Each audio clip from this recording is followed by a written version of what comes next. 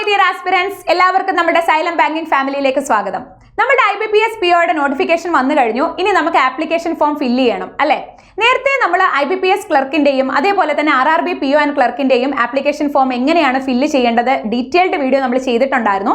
നിങ്ങൾക്ക് ഒരു basic idea ഒക്കെ ഉണ്ടായിരിക്കും. എങ്കിലും ആദ്യമായിട്ട് അപ്ലൈ ചെയ്യുന്നവർക്ക് ചില കൺസേൺസ് ഒക്കെ ഉണ്ടായിരിക്കും. എന്തൊക്കെ ഡോക്യുമെന്റ്സ് ആണ് വേണ്ടത്, അല്ലെങ്കിൽ ഞങ്ങൾ എങ്ങനെ അപ്ലോഡ് ചെയ്യും ഫോട്ടോഗ്രാഫ്, അല്ലെങ്കിൽ നമുക്ക് സർട്ടിഫിക്കറ്റ് കയ്യിൽ വേണോ, അല്ലെങ്കിൽ ബാങ്ക് പ്രിഫറൻസ് എങ്ങനെ കൊടുക്കണം, എല്ലാം നമുക്ക് ഡീറ്റെയിൽഡ് ആയിട്ട് നോക്കാം. ആദ്യം തന്നെ നമ്മളുടെ ആപ്ലിക്കേഷൻ ഫോം നമുക്ക് അയക്കാൻ പറ്റുന്നത് 1-ാം തീയതി മുതൽ 21-ാം തീയതി വരെയാണ്. അതായത് ഓഗസ്റ്റ് മാസം 21-ാം തീയതി വരെ മാത്രമേ നമുക്ക് ആപ്ലിക്കേഷൻ ഫോം അയക്കാനായിട്ട് പറ്റത്തുള്ളൂ. അതുപോലെ തന്നെ നമ്മൾ ലാസ്റ്റ് ടൈം വരെ വെയിറ്റ് ചെയ്ത് സൈറ്റ് റഷ് ആകാനായിട്ട് കാത്തിരിക്കരുത്. നിങ്ങൾ മാക്സിമം ഒരു 17th മുന്നേ ആയിട്ട് തന്നെ അപ്ലൈ ചെയ്യാനായിട്ട് ശ്രമിക്കാം. ഇനി നമ്മളുടെ എക്സാം എന്തൊക്കെയാണെന്നൊന്ന് നോക്കിയാലോ. നമ്മളുടെ പ്രിലിംസ് എക്സാം എന്ന് പറയുന്നത് ഒക്ടോബർ 19-നും ഒക്ടോബർ 20-നുമാണ്. അതേപോലെ തന്നെ നമ്മളുടെ മെയിൻസ് എന്ന് പറയുന്നത് നവംബർ 30-നായിരിക്കും. ഇന്റർവ്യൂ എന്ന് പറയുന്നത് ജനുവരി ഒരു ഫെബ്രുവരിയിലായിരിക്കും. നമ്മളുടെ ലാസ്റ്റ് റിസൾട്ട് വരിക ഏപ്രിൽ 1-നായിരിക്കും. ഇതാണ് നമ്മളുടെ സ്കെഡ്യൂൾ എന്ന് പറയുന്നത്. ഇനി നമുക്ക് ഒരു ആപ്ലിക്കേഷൻ ഫോം അയക്കാനായിട്ട്, അതായത് ഈ IBPS PO അയക്കാനായിട്ട് എന്തൊക്കെ കാര്യങ്ങൾ നമ്മൾ കയ്യിൽ കരുതണം? നമ്മളുടെ റീസെന്റ് പാസ്പോർട്ട് സൈസ് ഫോട്ടോഗ്രാഫ്, നമ്മളുടെ സിഗ്നേച്ചർ, നമ്മളുടെ ലെഫ്റ്റ് തം impression and hand written declaration. ഇതിന്റെ സ്പെസിഫിക്കേഷൻസ് ഒക്കെ പറയാം. ഇനി ചിലർക്കൊരു ഡൗട്ട് ഉണ്ട്, സർട്ടിഫിക്കറ്റ് കയ്യിൽ വേണോ, അല്ലെങ്കിൽ സർട്ടിഫിക്കറ്റ് അപ്ലോഡ് ചെയ്യണോ? സർട്ടിഫിക്കറ്റ് ഒന്നും നമ്മൾ അപ്ലോഡ് ചെയ്യണ്ട. പക്ഷെ നമ്മളുടെ മാർക്കിന്റെ പെർസെൻറ്റേജ് എത്രയായിരിക്കണം, അല്ലെങ്കിൽ എത്രയാണ് എന്നുള്ളത് നമുക്ക് അറിവുണ്ടായിരിക്കണം. അതേപോലെ തന്നെ നമ്മുടെ സർട്ടിഫിക്കറ്റിലെ ഡേറ്റ്. ഇപ്പോൾ റിസൾട്ട് വന്നിട്ടുണ്ട്, നിങ്ങളുടെ കയ്യിൽ സർട്ടിഫിക്കറ്റ് ഇല്ല, അപ്പോൾ നമ്മൾ ഏത് ഡേറ്റ് കൊടുക്കും? നിങ്ങൾക്ക് റിസൾട്ട് വന്ന അതാത് ഡേറ്റ് കൊടുക്കാം. നിങ്ങളുടെ കയ്യിൽ ഇപ്പം സർട്ടിഫിക്കറ്റിൽ ഇല്ല എങ്കിൽ പോലും, നിങ്ങൾക്ക് അപ്ലൈ ചെയ്യാവുന്നതാണ്. നമുക്ക് ഇന്റർവ്യൂ വരുന്ന ടൈമിലേക്ക് എന്ത് കാണിച്ചാൽ മതിയാകും? സർട്ടിഫിക്കറ്റ് നമ്മൾ ഡോക്യുമെന്റ് വെരിഫിക്കേഷന്റെ സമയത്തേക്ക് കൊണ്ടുപോയാൽ മതിയാകും. അപ്പോൾ നിങ്ങൾക്ക് റിസൾട്ട് വന്നിട്ടുള്ളവരാണ് എന്നുണ്ടെങ്കിൽ നിങ്ങൾക്ക് ഈ ഒരു ആപ്ലിക്കേഷൻ ഫോം അയക്കാൻ പറ്റുന്നതാണ്. ഇനി ഓരോന്നും നമുക്ക് ഡീറ്റെയിൽഡ് ആയിട്ട് നോക്കാം. ആദ്യം തന്നെ നമ്മളുടെ ഫോട്ടോഗ്രാഫ്. നമ്മുടെ ഒരു recent passport size colour photograph ആണ് നമുക്ക് വേണ്ടത്. അത് നമ്മളുടെ ഷാഡോ ഒന്നും അടിക്കാത്ത, പ്രിഫറബിളി അവർ വൈറ്റ് കളർ അല്ലെങ്കിൽ ലൈറ്റ് ബാക്ക്ഗ്രൗണ്ട് ആണ് അവർ പ്രിഫർ ചെയ്യുന്നത്. നമ്മുടെ ഫേസ് ഒക്കെ പെർഫെക്റ്റ് ആയിരിക്കണം. നമ്മൾ കൂളിംഗ് ഗ്ലാസ്സോ അല്ലെങ്കിൽ എന്തെങ്കിലും ഹാറ്റോ അല്ലെങ്കിൽ ബ്ലാക്ക് കളർ ഗ്ലാസ്സോ ഇതൊന്നും യൂസ് ചെയ്തിട്ടായിരിക്കരുത് നമ്മൾ ഫോട്ടോ എടുക്കേണ്ടത്. അത് നിങ്ങൾ ഫോട്ടോ എടുത്തതിന് ശേഷം ഈ പറയുന്ന സൈസ്, അതായത് സെന്റിമീറ്ററിലാണെങ്കിൽ 4.5 × 3.5 സെന്റിമീറ്റർ, പിക്സൽസിലാണെങ്കിൽ 200/230 പിക്സൽസിലായിരിക്കണം സൈസ്. ഇനി നിങ്ങൾക്ക് നിങ്ങളുടെ കയ്യിലിരിക്കുന്നത് ഈ ഒരു സൈസിലല്ല എങ്കിൽ കൂടെ നിങ്ങൾക്ക് തനിയെ നിങ്ങളുടെ ലാപ്പ് യൂസ് ചെയ്തിട്ട് ഈ ഒരു സൈസിലേക്ക് മാറ്റാൻ പറ്റുന്നതാണ്. അതിന് വലിയ ബുദ്ധിമുട്ടുള്ളൊരു കാര്യമല്ല. നിങ്ങൾ ജസ്റ്റ് ഓൺലൈനിൽ സെർച്ച് ചെയ്ത് കഴിഞ്ഞാൽ തന്നെ ഇഷ്ടം പോലെ സൈറ്റ്സിൽ നമുക്ക് എന്ത് ചെയ്യാൻ പറ്റും? ഇതിനെ റീസൈസ് ചെയ്യാനായിട്ട് പറ്റും. ഇനി നമ്മുടെ ഫയൽ സൈസ് എന്ന് പറയുന്നത് 20 KB-ക്കും 50 KB-ക്കും ഇടയിലായിരിക്കണം. 20 KB-ക്ക് താഴെയാണെങ്കിലും അല്ലെങ്കിൽ 50 KB-ക്ക് മുകളിലാണെങ്കിലും എന്ത് ചെയ്യാൻ പറ്റില്ല, അല്ലെങ്കിൽ നമുക്കിത് അപ്ലോഡ് ചെയ്യാനായിട്ട് പറ്റത്തില്ല. അപ്പോൾ ഇതൊക്കെ ഒന്ന് ശ്രദ്ധിച്ചോണം. നമ്മൾ ക്യാപ്പോ ഹാറ്റോ ഡാർക്ക് ഗ്ലാസസോ ഇതൊന്നും നമ്മൾ യൂസ് ചെയ്യാനായിട്ട് പാടില്ല. നമ്മളുടെ ഇതിൽ ഷാഡോ ഒന്നും അടിക്കാൻ പാടില്ല. നമ്മളുടെ ഫേസ് പെർഫെക്റ്റ് ആയിരിക്കണം ഫോട്ടോയിൽ. ഇത് ഒന്നും കൂടെ നിങ്ങളുടെ സൈസ് ഒന്ന് കാണിക്കാൻ വേണ്ടിയിട്ട് ഞാൻ സെപ്പറേറ്റ് കൊടുത്തതാണ്. 200/230 പിക്സൽസ് ആൻഡ് 20 KB-ക്കും 50 KB-ക്കും ഇടയിലായിരിക്കണം. നമ്മളുടെ ഫയൽ എന്ന് പറയുന്നത് ഒന്നെങ്കിൽ JPG അല്ലെങ്കിൽ JPEG ഫോമാറ്റിലായിരിക്കണം നമ്മളുടെ ഫയൽ. ഒരു തവണ നിങ്ങൾ ഇത് സെറ്റാക്കി നിങ്ങളുടെ മെയിലിൽ അറ്റാച്ച് ചെയ്തിട്ട് കഴിഞ്ഞാൽ വരാൻ പോകുന്ന എല്ലാ ബാങ്ക് എക്സാംസിനും നിങ്ങൾക്ക് ഇത് തന്നെ എന്ത് ചെയ്യാവുന്നതാണ്? അപ്ലോഡ് ചെയ്യാവുന്നതാണ്. ഇനി നമുക്ക് നമ്മളുടെ ഫോട്ടോ ക്യാപ്ചർ, അതായത് നമ്മളുടെ ഒരു റീസെന്റ് പാസ്പോർട്ട് സൈസ് ഫോട്ടോഗ്രാഫ് മാത്രം അപ്ലൈ ചെയ്താൽ പറ്റത്തില്ല, അല്ലെങ്കിൽ അപ്ലോഡ് ചെയ്താൽ പറ്റില്ല. ആ ഒരു സമയത്ത് തന്നെ ഫോട്ടോ ക്യാപ്ചർ എന്ന് പറയുന്ന ഒരു ഓപ്ഷൻ ഉണ്ട്.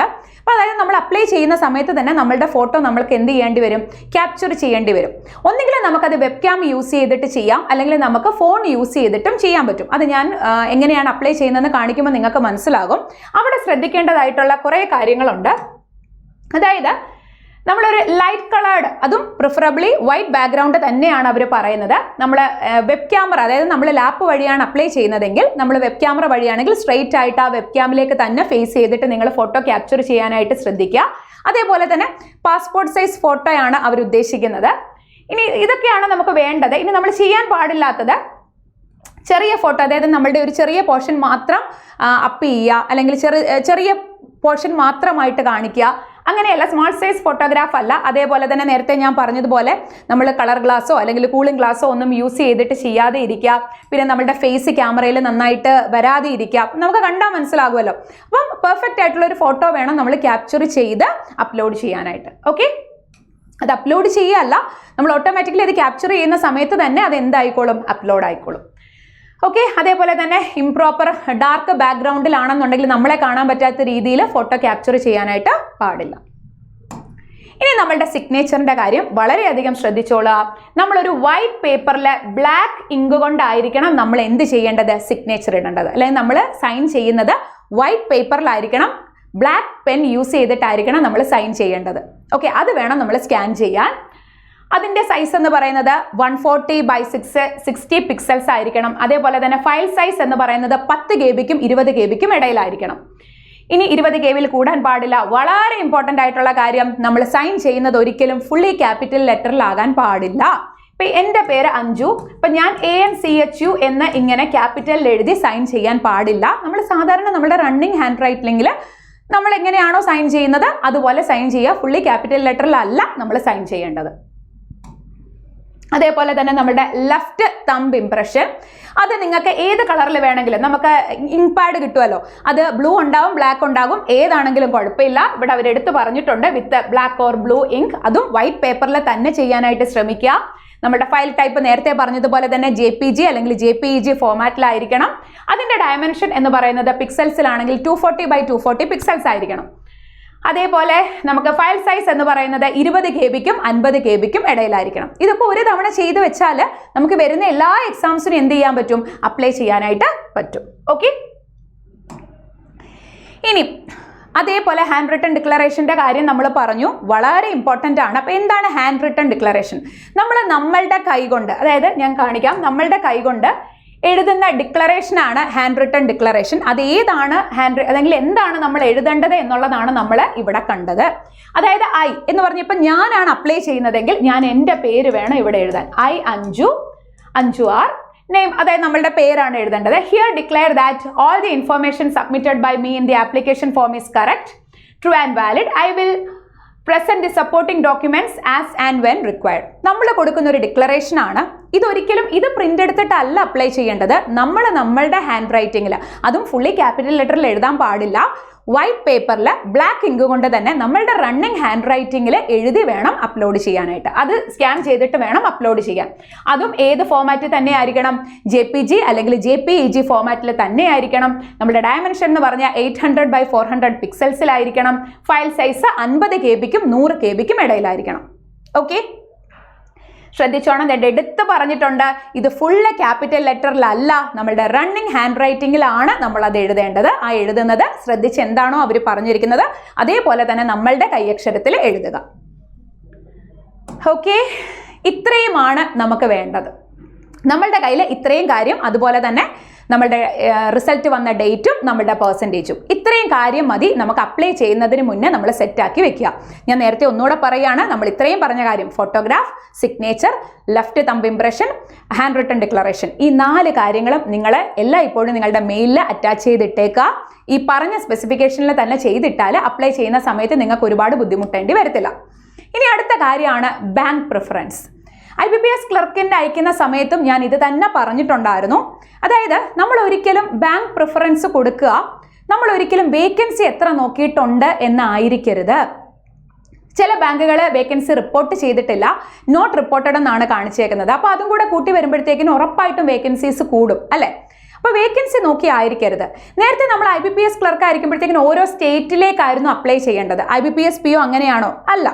നമ്മൾ അങ്ങനെ സെപ്പറേറ്റ് സ്റ്റേറ്റ് ആയിട്ടല്ല നമ്മൾ അപ്ലൈ ചെയ്യുക, ഓൾ ഇന്ത്യ ആണ് നമ്മൾ അപ്ലൈ ചെയ്യുന്നത് അല്ലേ.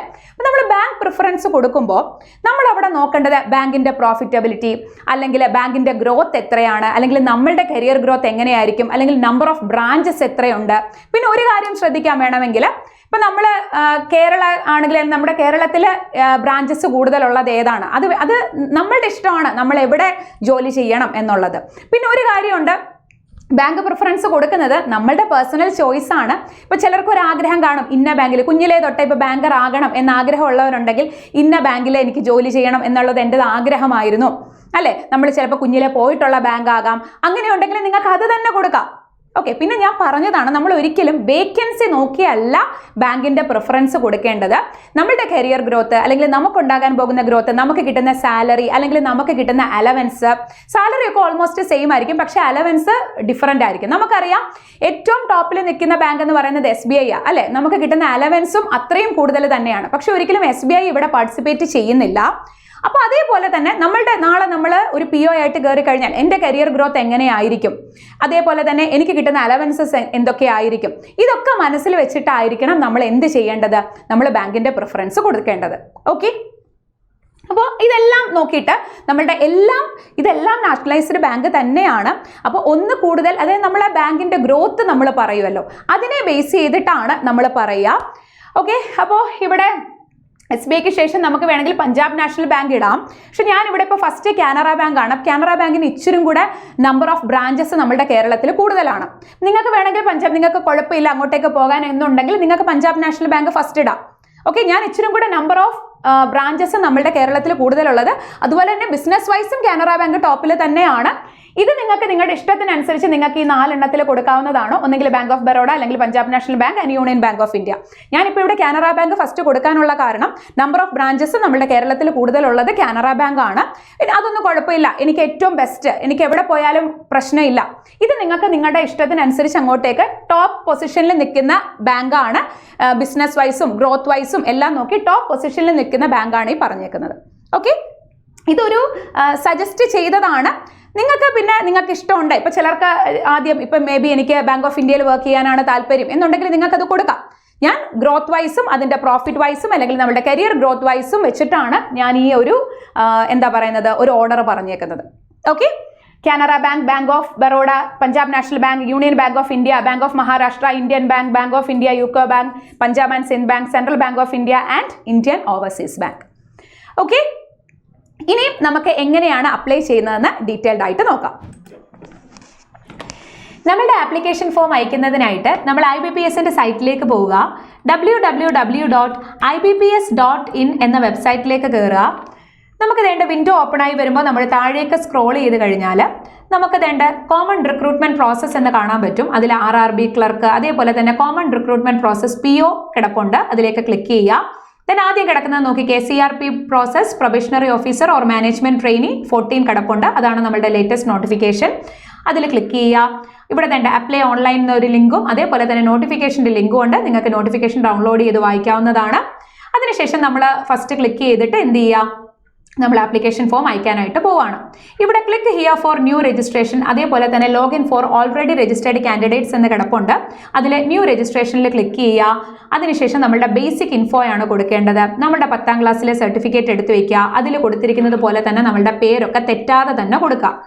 നമ്മളുടെ പേര് ഫസ്റ്റ് നെയിം അതേപോലെ തന്നെ കൺഫേം ആക്കി കൊടുക്കുക. എനിക്കിപ്പോൾ മിഡിൽ നെയിം ഇല്ല, അതുകൊണ്ടാണ് ഞാനത് കൊടുക്കാത്തത്. അപ്പോൾ മിഡിൽ നെയിം ഉള്ളവർ അങ്ങനെ കൊടുക്കുക. അപ്പോൾ എൻ്റെ പേര് അഞ്ജു ആർ, എനിക്ക് മിഡിൽ നെയിം ഇല്ലാത്തത് കൊണ്ടാണ് ഞാൻ അങ്ങനെ കൊടുത്തത്. ഇനി നമ്മളുടെ മൊബൈൽ നമ്പർ കൊടുക്കുക. നമ്മൾ വർക്കിംഗ് ആയിട്ടുള്ള തെറ്റാത്ത മൊബൈൽ നമ്പർ കൊടുക്കുക. മീൻസ് നമ്മൾ യൂസ് ചെയ്യുന്ന മൊബൈൽ നമ്പർ കൊടുക്കുക. കാരണം കംപ്ലീറ്റ് ഇൻഫോർമേഷൻസും അവർ ഇതിലേക്കായിരിക്കും മെസ്സേജ് ആയിട്ട് കൊടുക്കുക. നമ്മളുടെ മൊബൈൽ നമ്പർ ഒന്നും കൂടെ തെറ്റാതെ കൊടുക്കുക. ഓൾട്ടർനേറ്റീവ് മൊബൈൽ നമ്പർ ഉണ്ടെങ്കിൽ കൊടുക്കുക, മാൻഡേറ്ററി അല്ല. അതിനുശേഷം നമ്മൾ എന്ത് ചെയ്യുക, നമ്മളുടെ ഇമെയിൽ ID, അതും നമ്മൾ യൂസ് ചെയ്യുന്ന മെയിൽ ID തന്നെ കൊടുക്കുക. ഡൊമൈൻ നമുക്ക് ഇവിടുന്ന് സെലക്ട് ചെയ്യാവുന്നതാണ്. ജിമെയിൽ എങ്കിൽ അങ്ങനെ, യാഹു എങ്കിൽ അങ്ങനെ, അല്ലെങ്കിൽ ഹോട്ട്മെയിൽ എങ്കിൽ അങ്ങനെ, ഏതാണോ അത് കൊടുക്കുക. അതിനുശേഷം നമ്മൾ കൊടുത്ത ഇമെയിൽ ID വീണ്ടും എന്ത് ചെയ്യുക, കൺഫേം ആക്കിയിട്ട് കൊടുക്കുക. ഓക്കെ, അതിനുശേഷം നമ്മൾ എന്ത് ചെയ്യുക, സെക്യൂരിറ്റി കോഡ് അടിക്കുക. നമ്മൾ കൊടുത്തതൊക്കെ ശരിയാണ് എന്നുള്ളതൊന്ന് ഉറപ്പുവരുത്തുക.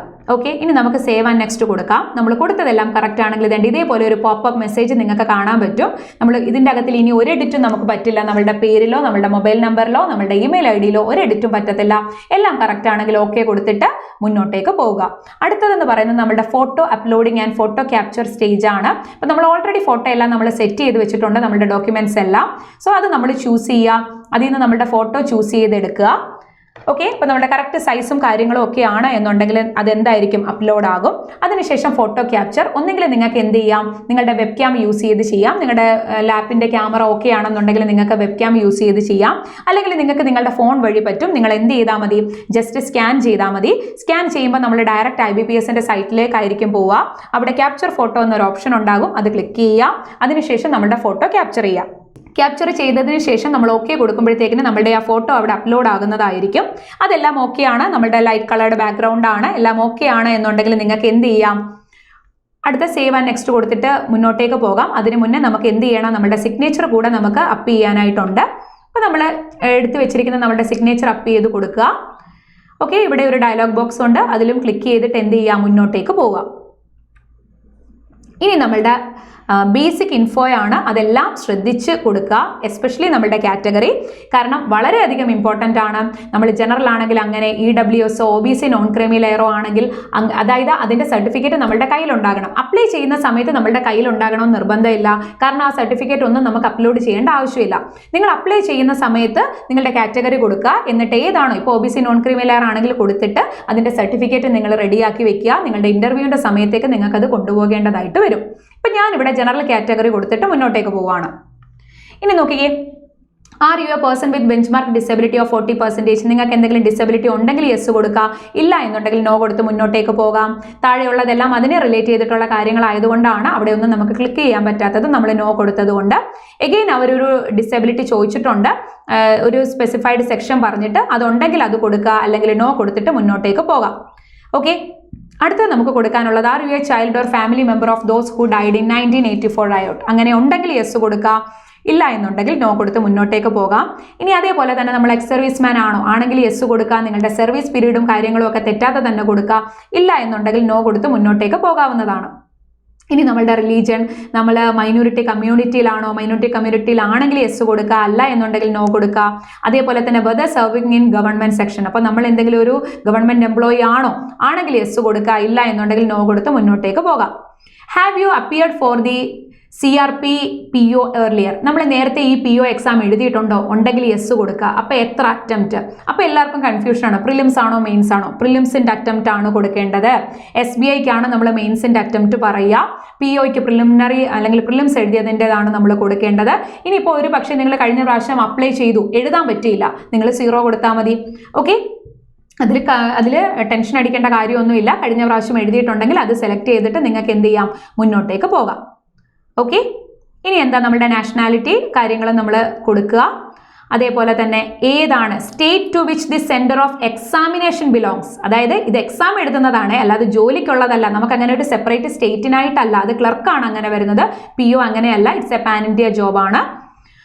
അതേപോലെ നമ്മുടെ സെന്റർ ഓഫ് പ്രിലിമിനറി എക്സാമിനേഷൻ എഴുതാം. നമുക്ക് ഏതാണോ നമ്മളുടെ സെന്റർ, നമുക്ക് പോകാൻ ആഗ്രഹമുള്ളത് എവിടെയാണോ, അല്ലെങ്കിൽ നമുക്ക് പോകാൻ കൺവീനിയൻറ്റ് എവിടെയാണോ അവിടെ കൊടുക്കുക.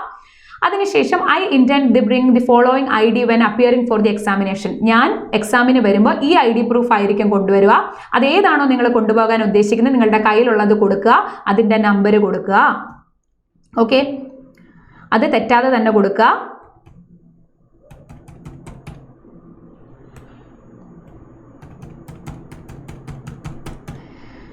ഓക്കെ, ഇനി അതേപോലെ തന്നെ നമ്മളുടെ ഡേറ്റ് ഓഫ് ബർത്ത് തെറ്റാതെ തന്നെ കൊടുക്കുക. അതിനുശേഷം നമുക്ക് മുന്നോട്ടേക്ക് പോകാവുന്നതാണ്.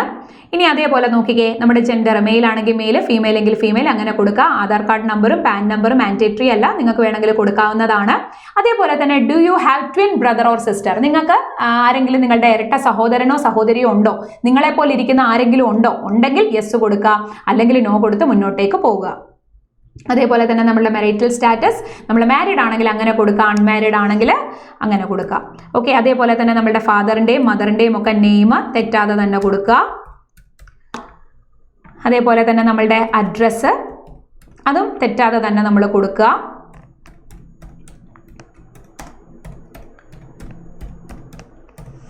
ഇനി നോക്കിക്കേ, നമ്മുടെ സ്റ്റേറ്റ്, നമ്മുടെ ഡിസ്ട്രിക്റ്റ്, ഇതെല്ലാം പെർഫെക്റ്റ് ആണ്, കറക്റ്റ് ആണ്, തെറ്റൊന്നുമില്ല എന്ന് ഉറപ്പ് വരുത്തിയിട്ട് മുന്നോട്ടേക്ക് കൊടുക്കാവുന്നതാണ്. ഓക്കെ, ഇനി അതേപോലെ തന്നെ നമ്മളുടെ പെർമനന്റ് അഡ്രസ്സും കറസ്പോണ്ടന്റ് അഡ്രസ്സും ഒക്കെ സെയിം ആണെന്നുണ്ടെങ്കിൽ നിങ്ങൾക്ക് അത് തന്നെ ക്ലിക്ക് ചെയ്യാം. അതിനുശേഷം നമ്മളുടെ GST അത് ഏതാണെങ്കിലും നിങ്ങൾ കൊടുത്താൽ മതി, രണ്ടും സെയിം തന്നെ ആയിരിക്കും. ഓക്കെ, ഇനി അതേപോലെ തന്നെ നോക്കിക്കേ, നമ്മളുടെ സെക്യൂരിറ്റി കോഡ് അടിക്കുക. അതിനുശേഷം നമ്മൾ കൊടുത്തതെല്ലാം കറക്റ്റ് ആണോ എന്ന് നമുക്ക് എന്ത് ചെയ്യാം, വാലിഡേറ്റ് ചെയ്യാം. നമ്മൾ കൊടുത്തതെല്ലാം കറക്റ്റ് ആണെന്നുണ്ടെങ്കിൽ വെരിഫൈഡ് സക്സസ്ഫുള്ളി എന്ന് കാണിക്കും. അതൊക്കെ ആണ് എന്നുണ്ടെങ്കിൽ നിങ്ങൾ എന്ത് ചെയ്യുക, സേവ് ആൻഡ് നെക്സ്റ്റ് കൊടുത്ത് മുന്നോട്ടേക്ക് പോകാവുന്നതാണ്. ഇനി നമ്മുടെ ഡിഗ്രിയുടെ ഡീറ്റെയിൽസ് ആണ് നമ്മൾ കൊടുക്കേണ്ടത്. അപ്പോൾ നമ്മൾ ഏതാണ് നമുക്ക് ഗ്രാജുവേഷൻ ഏതാണ്, ഇപ്പം ഞാൻ എഞ്ചിനീയറിംഗ് ആണ്, സോ ഞാൻ എഞ്ചിനീയറിംഗ് കൊടുക്കുകയാണ്. എൻ്റെ സ്പെഷ്യലൈസേഷൻ ഏതാണ് അത് കൊടുക്കാം. നമ്മൾ ഡേറ്റ് ഓഫ് പാസിംഗ്, നിങ്ങളുടെ സർട്ടിഫിക്കറ്റിൽ ഏതാണോ ഡേറ്റ് ഉള്ളത് അത് നിങ്ങൾക്ക് കൊടുക്കാം. അപ്പോൾ ചിലർക്ക് ഒരു ഡൗട്ട് ഉണ്ടായിരിക്കും, ഞങ്ങൾക്ക് സർട്ടിഫിക്കറ്റ് കിട്ടിയിട്ടില്ലല്ലോ, അപ്പം ഞങ്ങൾ എവിടെ കൊടുക്കും? അപ്പോൾ നിങ്ങളുടെ ഡേറ്റ്, നിങ്ങളുടെ റിസൾട്ട് വന്ന ഡേറ്റ് കൊടുത്താൽ മതിയാകും, അതിന് പ്രശ്നമില്ല. നമ്മുടെ പെർസെൻറ്റേജ് ചിലപ്പോൾ GPA ആയിരിക്കും, നിങ്ങളുടെ യൂണിവേഴ്സിറ്റിയിൽ എങ്ങനെയാണോ പെർസെൻറ്റേജ് ടു കൺവേർഷൻ പറയുന്നത് അത് തന്നെ കൊടുക്കാം. ഓക്കെ, അതിനുശേഷം ഏതാണോ നിങ്ങളുടെ ക്ലാസ് അത് കൊടുക്കുക. ഫസ്റ്റ് ക്ലാസ് എങ്കിൽ ഫസ്റ്റ് ക്ലാസ്, സെക്കൻഡ് ക്ലാസ് എങ്കിൽ സെക്കൻഡ് ക്ലാസ്. ഓക്കെ, ഇനി നോക്കിക്കേ, do you have operating and working knowledge in computer system. ഇപ്പോൾ നമുക്ക് വർക്കിംഗ് നോളജ് ഉണ്ടോ? ഉണ്ടെങ്കിൽ യെസ് കൊടുക്കുമ്പോൾ നമുക്ക് ഏത് സർട്ടിഫിക്കറ്റ് ആണെന്ന് ചോദിക്കും. അതായത് ഒന്നെങ്കിൽ സർട്ടിഫിക്കറ്റ്, അല്ലെങ്കിൽ ഡിപ്ലോമ, അല്ലെങ്കിൽ ഡിഗ്രി, ഇത് നമ്മളോട് ചോദിക്കും. അത് ഏതാണ് ഡീറ്റെയിൽസ് ഓഫ് കമ്പ്യൂട്ടർ നോളജ്. അതായത് ഞാൻ നേരത്തെ IBPS ക്ലർക്ക് അപ്ലൈ ചെയ്ത സമയത്ത് ഞാൻ പറഞ്ഞിട്ടുണ്ടായിരുന്നു, അതായത് നമ്മൾ ഒന്നെങ്കിൽ ഹൈസ്കൂളിലോ അല്ലെങ്കിൽ നമ്മുടെ ഡിഗ്രിയിലോ നമ്മുടെ +2 ഒക്കെ നമ്മൾ കമ്പ്യൂട്ടർ അല്ലെങ്കിൽ IT എന്നൊരു സബ്ജക്ട് പഠിച്ചിട്ടുണ്ടെങ്കിൽ സെപ്പറേറ്റ് ഒരു സർട്ടിഫിക്കറ്റിൻ്റെ ആവശ്യമില്ല. ഇനി അതല്ല, നിങ്ങളുടെ കയ്യിൽ ഇതൊന്നും കാണിക്കാനില്ലെങ്കിൽ നിങ്ങൾ ഇപ്പോൾ നോ കൊടുത്താലും പ്രശ്നമൊന്നുമില്ല. നിങ്ങളൊരു സർട്ടിഫിക്കറ്റ് പതുക്കെ ഏതെങ്കിലും ഒരു കമ്പ്യൂട്ടർ സെൻറ്ററിൽ നിന്ന് നിങ്ങളൊരു സർട്ടിഫിക്കറ്റ് ഉണ്ടാക്കിയാലും മതിയാകും. ഓക്കെ, ഇപ്പം ഞാൻ സാധാ SLC ആയിരുന്നു, അപ്പോൾ സോ ഹൈസ്കൂളിൽ നമ്മൾ പഠിച്ചിട്ടുണ്ട് IT എന്നൊരു സബ്ജക്റ്റ്, സോ അതുകൊണ്ട് ഞാനത് കൊടുക്കുകയാണ്. ഇനി ബാക്കി നോക്കാം. ഇനി നിങ്ങൾക്ക് എന്തെങ്കിലും വർക്ക് എക്സ്പീരിയൻസ് ഉണ്ടെങ്കിൽ അത് കൊടുക്കാം, അതിൻ്റെ ഡീറ്റെയിൽസ് കൊടുക്കാം. ഇനി പ്രീ എക്സാമിനേഷൻ ട്രെയിനിങ് അത് എല്ലാ കാറ്റഗറിക്കും ഇല്ല, SC ST OBC അല്ലെങ്കിൽ മൈനോറിറ്റി കമ്മ്യൂണിറ്റിക്ക് മാത്രമേ ഉള്ളൂ. അത് വേണ്ടവരുണ്ടെങ്കിൽ അങ്ങനെ കൊടുക്കാം. ഇനി നോക്കിക്കാൻ നിങ്ങൾക്കെതിരെ എന്തെങ്കിലും പ്രോസിക്യൂഷനോ അല്ലെങ്കിൽ എന്തെങ്കിലും ഒഫൻസോ ഉണ്ടായിട്ടുണ്ടെങ്കിൽ യെസ് കൊടുക്കുക, ഇല്ല എന്നുണ്ടെങ്കിൽ നോ കൊടുത്ത് മുന്നോട്ടേക്ക് പോകാം. ഇനി നിങ്ങൾക്ക് അറിയാവുന്ന ലാംഗ്വേജ് ഏതൊക്കെയാണ്? ഒരു ലാംഗ്വേജ് ഉറപ്പായിട്ട് നമ്മൾ കൊടുത്തേ പറ്റത്തുള്ളൂ, റീഡ് റൈറ്റ് ആൻഡ് സ്പീക്ക്. അതേപോലെ നിങ്ങൾക്ക് വേറെയും നിങ്ങൾക്ക് ലാംഗ്വേജ് അറിയാം, നിങ്ങൾക്ക് ഇപ്പോൾ ഇംഗ്ലീഷ് അറിയാം, ഹിന്ദി അറിയാം, മലയാളം അറിയാം എന്നുണ്ടെങ്കിൽ നിങ്ങൾക്ക് അതെല്ലാം കൊടുക്കാവുന്നതാണ്, നോ ഇഷ്യൂ. ഓക്കെ, അതിനുശേഷം നിങ്ങൾ സെക്യൂരിറ്റി കോഡ് അടിച്ചിട്ട് എന്ത് ചെയ്യാം, നിങ്ങളുടെ ഡീറ്റെയിൽസ് വാലിഡേറ്റ് ചെയ്യാം. ഓക്കെ, ഇവിടെ നമ്മൾ കൊടുത്തിട്ടുള്ളത് കൊണ്ട് വേണ്ട, ഇത് കണ്ടോ ഒരു എറർ കാണിച്ചത്, ഞാൻ അത് ടിക്ക് ചെയ്യാത്തത് കൊണ്ടാണ്. അപ്പം നമുക്ക് എന്തെങ്കിലും ഒരു എറർ ഉണ്ടെങ്കിൽ നമുക്കതിൽ അറിയാൻ പറ്റും. ഓക്കെ, സോ അതൊക്കെയാണ് എന്നുണ്ടെങ്കിൽ എന്ത് ചെയ്യുക, സേവ് ആൻഡ് നെക്സ്റ്റ് അടിച്ച് മുന്നോട്ടേക്ക് പോകുക. അതിനുശേഷം ഇനിയും നമ്മൾ എന്താണ്, നമ്മളുടെ പ്രിഫറൻസ് നമ്മൾ ഓൾറെഡി നേരത്തെ പറഞ്ഞിട്ടുണ്ടായിരുന്നു. അപ്പോൾ നിങ്ങൾക്ക് ഒന്നുകിൽ അങ്ങനെ കൊടുക്കാം, അല്ലെങ്കിൽ നമ്മളുടെ പേഴ്സണൽ ഇഷ്ടമാണ് നമ്മൾ ഏത് കൊടുക്കണം എന്നുള്ളത്. എല്ലാം സെലക്ട് ചെയ്യുക, നിങ്ങളുടെ ഇഷ്ടത്തിനനുസരിച്ചിട്ട് എല്ലാ ബാങ്കും സെലക്ട് ചെയ്യുക. ഒന്നും സെലക്ട് ചെയ്യാതെ ഇരിക്കരുത്, ഒരു ബാങ്കും നിങ്ങൾ വിട്ട് കളയാതെ ഇരിക്കാം. ഓക്കെ, അപ്പോൾ ഒന്നുകിൽ ആ ഓർഡർ നിങ്ങൾക്ക് കൊടുക്കാം. ഓക്കെ, ദെൻ എല്ലാം ഇടയ്ക്ക് വെച്ചിട്ട് നിങ്ങൾ കളയാതെ ഇരിക്കുക, every one. Then Punjab and Sindh bank, then central bank of India and Indian overseas bank. Okay, നിങ്ങൾ ഞാൻ പറഞ്ഞതിനനുസരിച്ച് തന്നെ കൊടുക്കുക. ഓക്കെ, അതിനുശേഷം നിങ്ങൾക്ക് എന്ത് ചെയ്യാം, സെക്യൂരിറ്റി കോഡ് ടൈപ്പ് ചെയ്യാവുന്നതാണ്. അപ്പോൾ നമ്മളുടെ ഓൾമോസ്റ്റ് നമ്മളുടെ എൻഡ് പ്രോസസ്സിലേക്ക് പോവുകയാണ്. അപ്പോൾ ഇതാണ്, അപ്പോൾ ഇതെല്ലാം കറക്റ്റ് ആണോ എന്ന് നോക്കുക. ആണ് എന്നുണ്ടെങ്കിൽ വെരിഫൈ ചെയ്തതിന് ശേഷം സേവ് ആൻഡ് നെക്സ്റ്റ് കൊടുത്ത് മുന്നോട്ടേക്ക് വരാം. നമ്മുടെ ആപ്ലിക്കേഷൻ പ്രോസസ്സ് കംപ്ലീറ്റ് ആയി എന്ന് പറഞ്ഞാൽ ഫീസ് അടച്ചിട്ടില്ല, അതിനിയുണ്ട്. ഇത് കംപ്ലീറ്റ് നമ്മൾ ഡീറ്റെയിൽസ് എല്ലാം കൊടുത്തു കഴിഞ്ഞു. ഒന്നുകൂടെ നന്നായിട്ട് വായിച്ചു നോക്കുക, എന്തെങ്കിലും തെറ്റ് വരുത്തിയിട്ടുണ്ടോ എന്ന് നോക്കുക.